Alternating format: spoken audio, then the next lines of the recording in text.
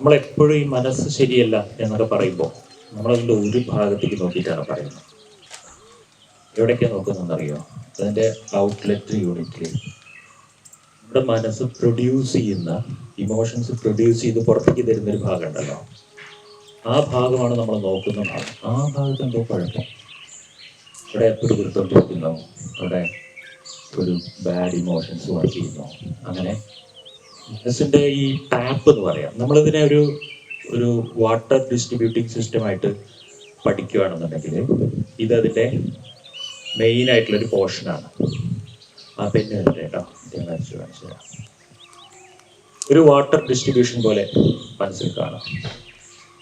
അതിൽ എന്തൊക്കെ വേണം? ഒരു വാട്ടർ ഡിസ്ട്രിബ്യൂഷൻ സിസ്റ്റത്തിൽ എന്തൊക്കെ വേണം? ടാങ്ക് വേണം. ആദ്യം ടാങ്കാണ് വേണ്ടത്.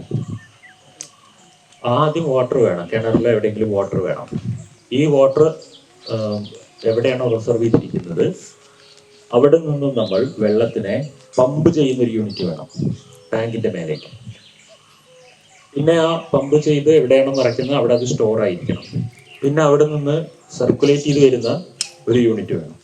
പിന്നെ അതിന്റെ ടാപ്പ് വേണം. ഇത്രയും കാര്യങ്ങൾ കഴിയുമ്പോഴാണ് ഒരു വാട്ടർ ഡിസ്ട്രിബ്യൂഷൻ സിസ്റ്റം ഉണ്ടാവുന്നത്. ഇതിനെയാണ് നമ്മൾ മനസ്സെന്ന് പറയുന്നത് വിചാരിക്കുക. ഇതാണ് മനസ്സ്. ഈ ഒരു സിസ്റ്റമാണ് മനസ്സ്. ഇതിൽ നമ്മൾ എവിടേക്കാണ് നോക്കിക്കൊണ്ടിരിക്കണമെന്ന് അറിയാം? ടാപ്പില്. ടാപ്പ് തുറക്കുന്നു, വെള്ളം. ടാപ്പിൽ ചളിവെള്ളം വരുന്നു. ടാപ്പിലെ വെള്ളത്തിൽ മുഴുവൻ അഴുക്ക്. ടാപ്പിലെ വെള്ളത്തിന് ഫ്ലോ ഇല്ല. ടാപ്പിലെ വെള്ളം തണുത്തിരിക്കുന്നു. ടാപ്പിലെ വെള്ളം ചൂടായിരിക്കുന്നു. പല പ്രശ്നങ്ങളുണ്ട് ടാപ്പില്. ടാപ്പിലാണ് നമ്മൾ പ്രശ്നം കണ്ടുപിടിച്ചത്. പരിഹാരം ടാപ്പിന്റെ ഉള്ളിലാണ് ചെയ്യുക. നമ്മൾ എവിടെയൊക്കെ പോയി പരിശോധിക്കേണ്ടി വരും? കിണറിലെ വെള്ളം കലങ്ങിയിട്ടുണ്ടോ നോക്കേണ്ടി വരും. കിണറിലെ വെള്ളത്തിൽ അഴുക്കുണ്ടോ നോക്കണം. മോട്ടോർ, പമ്പ്, ആവക യൂണിറ്റുകളിലൊക്കെ പരിശോധന നടത്തണം. ടാങ്കിൽ പരിശോധന നടത്തണം. എല്ലായിടത്തും പരിശോധന നടത്തുമ്പോഴാണ് നമുക്ക് പരിഹാരം കിട്ടും. ബട്ട് നമ്മൾ ടാപ്പിൽ കാണുന്ന പ്രശ്നത്തിന് ടാപ്പിൽ പരിഹാരം ചെയ്യാൻ ശ്രമിച്ചാൽ ഒന്നും നടക്കില്ല. അത് പറഞ്ഞേ, ഇത് നമ്മുടെ മനസ്സിന്റെ മെയിൻ ആയിട്ടുള്ളൊരു ഭാഗമാണ്, റിസർവോയറാണ്. പിന്നെ ഇവിടെ നിന്ന് ഇങ്ങനെ കുറേ ഭാഗങ്ങൾ, ഒരുപാട് ഭാഗങ്ങളുണ്ട്.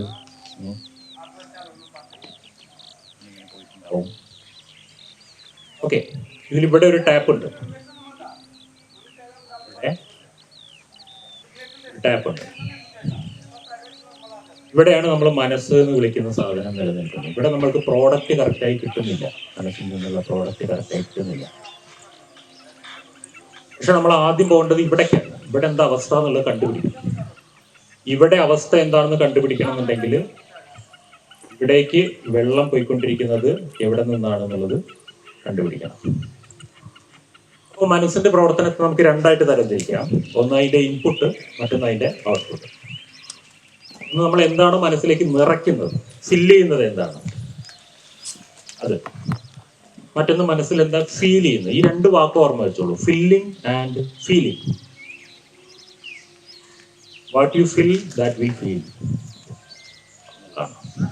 എന്ത് ഫില്ല് ചെയ്യുന്നോ അത് ഫീൽ ചെയ്യും. ഇന്നത്തെ നിങ്ങളുടെ മനസ്സ് ഒരു കഴിഞ്ഞ കുറെ വർഷങ്ങളായിട്ട് നിങ്ങൾ ഫില്ല് ചെയ്തതിന്റെ റിസൾട്ടാണ്. ഇന്നത്തെ മനസ്സ് ഇന്നുണ്ടാക്കാൻ പറ്റും നമുക്ക്. അതിപ്പോ നമ്മൾ ഉണ്ടാക്കിയില്ലേ? ഇന്നലെ ഇന്നുമായിട്ട് നമ്മൾ ഒരു മനസ്സുണ്ടാക്കിയില്ലേ? ഒരു പുതിയ മനസ്സല്ലേ ഇപ്പൊ നമ്മളത്. അത് ഇപ്പോ ഇന്നലെയും ഒക്കെ ആയിട്ട് നമ്മൾ ഫില്ല് ചെയ്തത് അങ്ങനത്തതായതുകൊണ്ട് ഇപ്പൊ ഇന്ന് രാവിലേക്ക് ആകുമ്പോഴേക്കും നമ്മുടെ ഫീല് ചെയ്യുന്നത് അങ്ങനത്തതായി മാറി. അപ്പൊ നമ്മളെല്ലാവരും ഇതിനെക്കുറിച്ച് വളരെ ബോധേഡാണ്. മനസ്സിന്റെ ഔട്ട്പുട്ടിനെ കുറിച്ച് നമ്മൾ വളരെ ബോധേഡാണ്. മനസ്സിന്റെ ഇൻപുട്ടിനെ കുറിച്ച് ബോധേഡല്ല. എന്തൊക്കെയാണ് ഈ മനസ്സിന്റെ ഇൻപുട്ടുകൾ?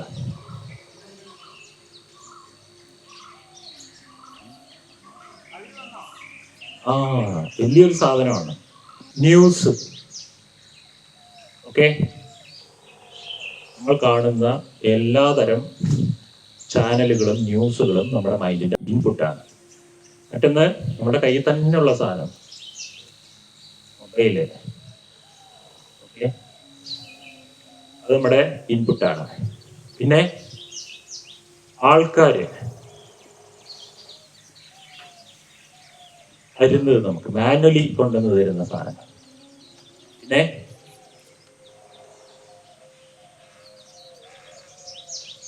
പുസ്തകങ്ങൾ, പുസ്തകങ്ങൾ നമ്മുടെ ഇൻപുട്ടാണ്.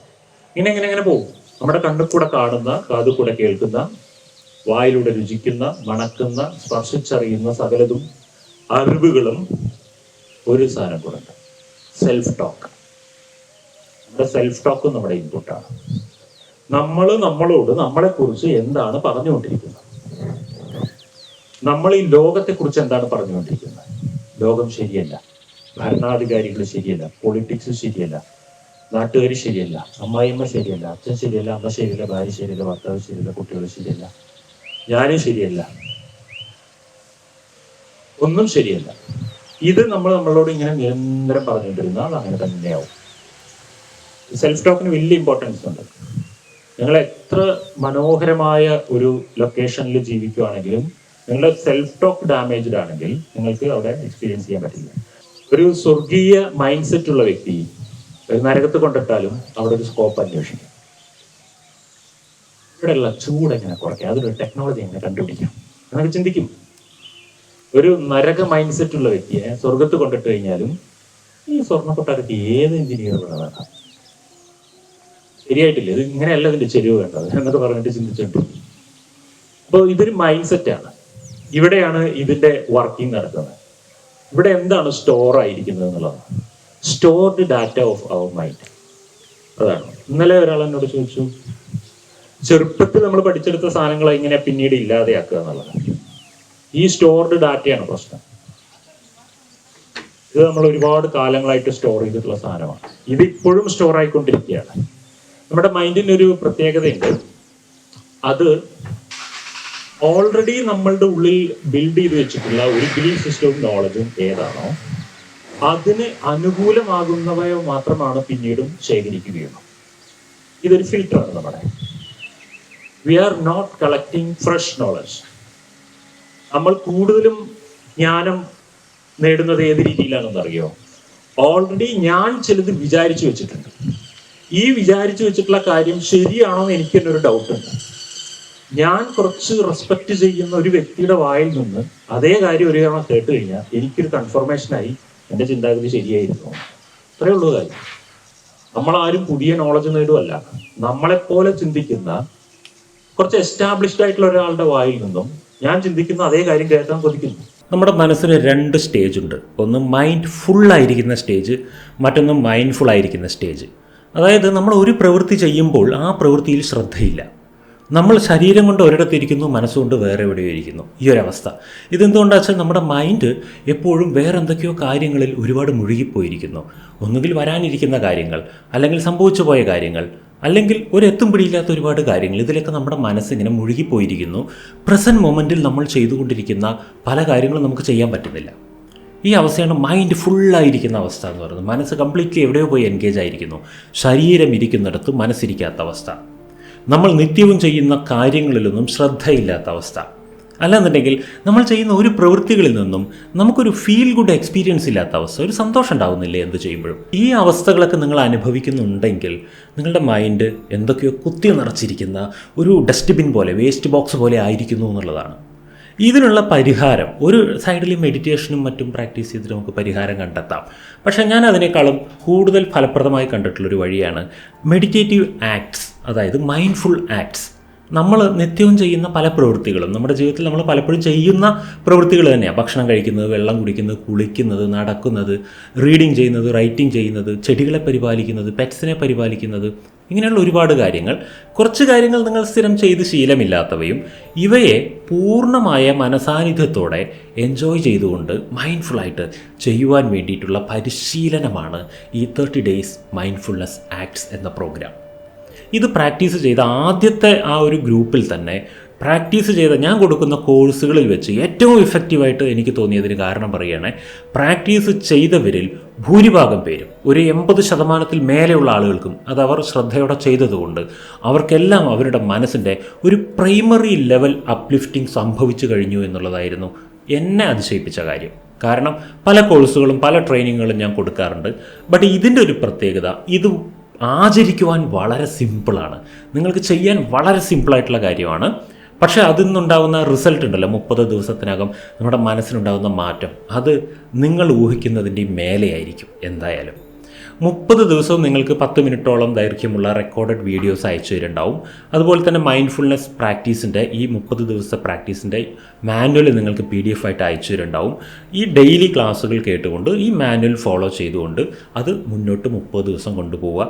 ഇടയിൽ ഏതെങ്കിലും ദിവസം നിങ്ങൾക്ക് ചെയ്യാൻ പറ്റിയില്ലെങ്കിൽ അത് തൽക്കാലം സ്കിപ്പ് ചെയ്തിട്ട് ബാക്കിയുള്ളത് ചെയ്യുക. ഈ സ്കിപ്പ് ചെയ്തത് പിന്നീട് നമുക്ക് ഭാവിയിൽ ചെയ്യാം, എല്ലാം കഴിയുമ്പോൾ ചെയ്യാം.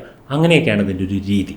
ഓക്കെ, ഇത് പ്രാക്ടീസ് മുഴുവൻ കഴിഞ്ഞ് 30 ദിവസത്തിനകം 1-2 തവണ നമ്മൾ ലൈവിൽ കണ്ടുമുട്ടും. അപ്പോൾ നിങ്ങളുടെ ഡൗട്ട്സൊക്കെ നിങ്ങൾക്ക് എന്നോട് ചോദിക്കാം.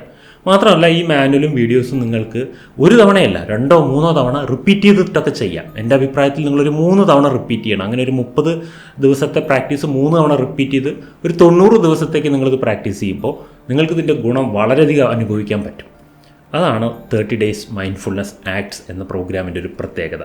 നമ്മുടെ മനസ്സ് നമ്മൾ ഡീൽ ചെയ്യേണ്ട കാര്യമാണ്. നോക്കൂ, നമ്മൾ നമ്മുടെ കാലിന് ചെരുപ്പ് വാങ്ങിയിടുവാൻ വേണ്ടിയിട്ട് അല്ലെങ്കിൽ നമ്മുടെ ഡ്രസ്സ് ഇടാൻ വേണ്ടിയിട്ടൊക്കെ എത്ര പൈസ ചിലവാക്കുന്നവരാണ്. പക്ഷേ നമ്മുടെ മനസ്സിന് വേണ്ടി നമ്മൾ എന്ത് ചെയ്തിട്ടുണ്ട്, എന്ത് എഫർട്ട് ചെയ്തിട്ടുണ്ട്, എത്ര ടൈം ചിലവാക്കിയിട്ടുണ്ട്, എത്ര പൈസ ചിലവാക്കിയിട്ടുണ്ട്. നമ്മളുടെ മനസ്സിനെ പരിചരിക്കുന്നത് നമ്മുടെ ഉത്തരവാദിത്തമല്ലേ? അത് മനസ്സിൽ വെച്ചുകൊണ്ട് ഈ പ്രോഗ്രാം നിങ്ങൾ ചൂസ് ചെയ്യാം. നിങ്ങൾക്ക് തീർച്ചയായിട്ടും റിസൾട്ട് ഉണ്ടാവും, ഉറപ്പാണ്.